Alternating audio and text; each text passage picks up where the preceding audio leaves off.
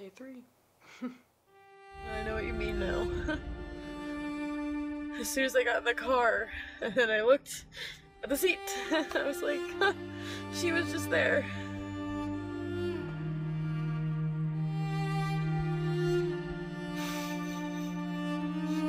You're just here.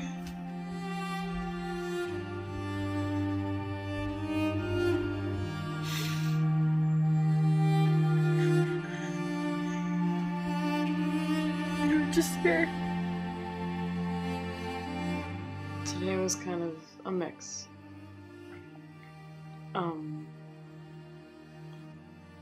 This morning I freaked out really bad because at one point, when I did my video last night, I had just talked to my fiance, and she had just landed and she had gotten through customs and all that and gotten her luggage.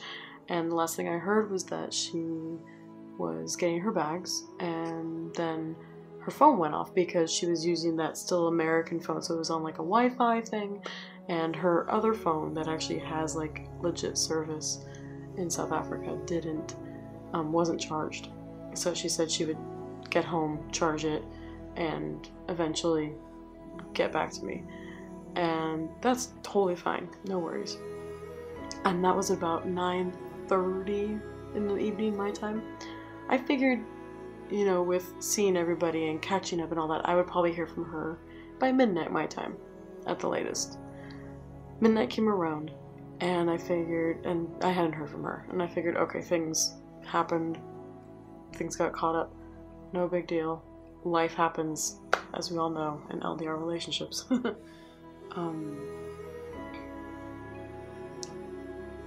So I sent her a voice note and just said, like, good night, I'm gonna go to bed.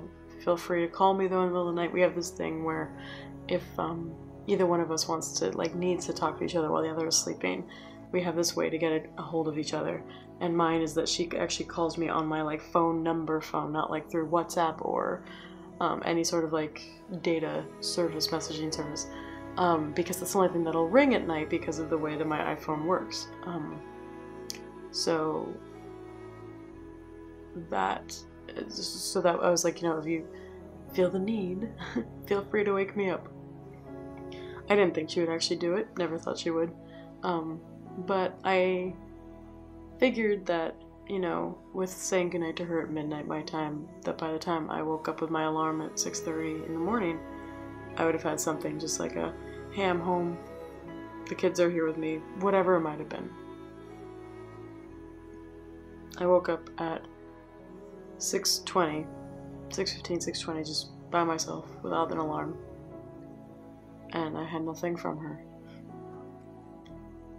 And I noticed that the voice message I had sent the night before had still not even gone through. Like, it had been sent, but it had not been received on her end, meaning usually what that means is that the battery's dead, service isn't good or doesn't exist at the time, or whatever the case might be, but it's not actually being received on her phone because there's an issue.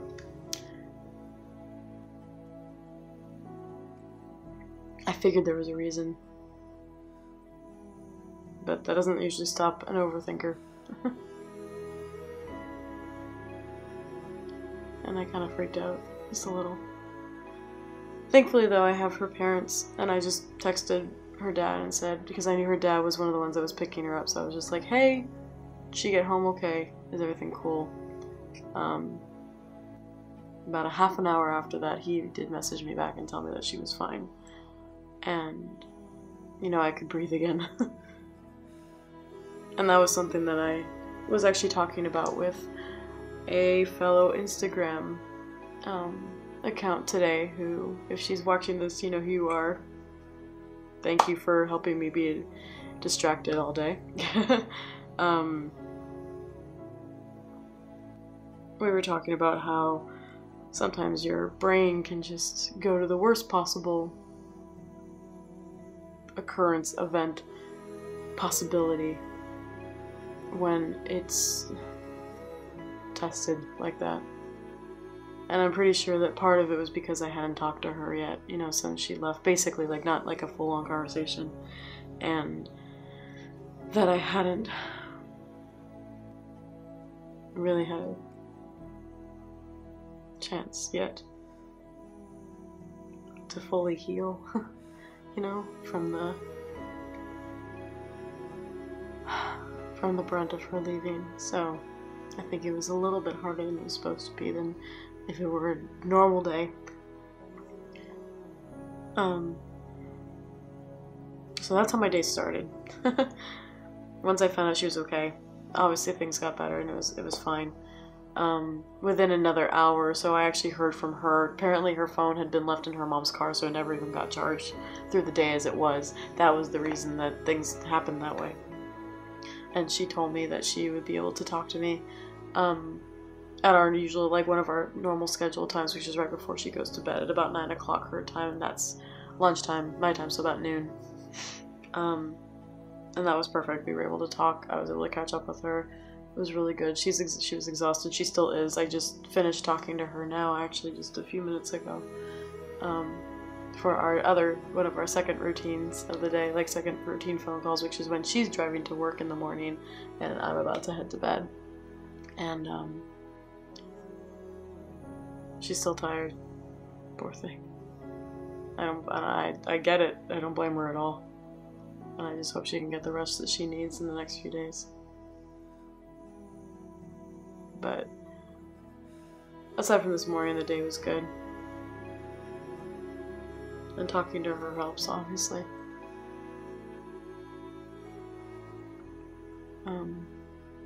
But this evening has just been a little funny. It just hits you in waves, you know? I'm sure everybody can relate to that. But it does. It just kind of hits you at odd moments. You get the added bonus of a dog bark in the background.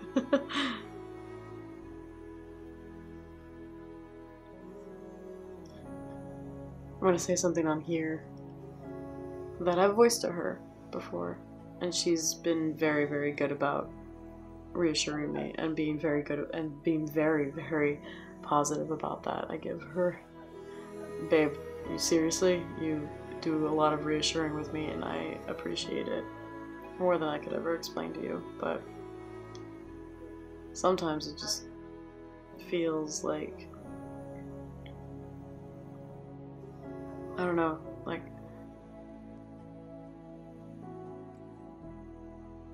I don't know how to say it. Like, I don't want to say like I miss her more, because I know that's not the case, but I feel like maybe my emotions are harder. Not like harder like as in tougher, but just like they hit harder. And we've talked about this too. I mean, like, part of it I think is because she has a very blessed distraction, which is her kids. She gets to be a mom when she goes home, and she has that responsibility, and that, you know, them relying on her, and they need her, and she has that to kind of keep her mind in a certain spot, because it's obviously focused on them and focused on what they need. And I don't.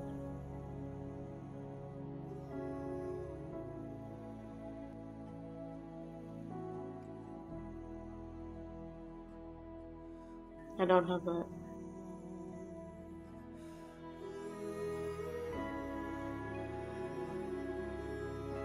I don't have her.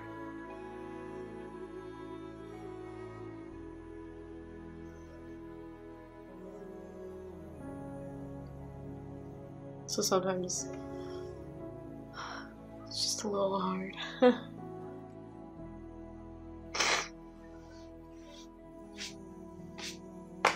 Crying on video, this is new for me. When I know it's gonna be public. But part of this whole thing is to face it all and seek out the support from a wonderful LDR community that has been so welcoming with the first video that went up to, like, the first video has gone up today, because today is October 25th, and it was posted today, but it was posted as, you know, it was 2 days ago, because it takes me a few days to edit the videos and such. And, the response has been amazing, and I can't thank anybody that has reached out to us enough. It means so much to me to see messages on Instagram and messages on the videos themselves and just everything. It's just, you guys are like, it's nice to be able to talk to people who understand.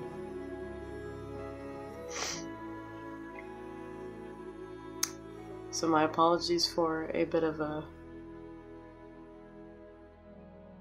more sad installment today.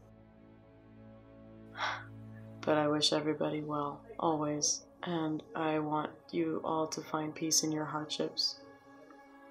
And I hope that everyone is being able to support themselves and stay strong and be kind to everybody, be kind to one another. It's Ellen's phrase, but I've adopted it myself because I feel like it's one of the most important phrases in the world.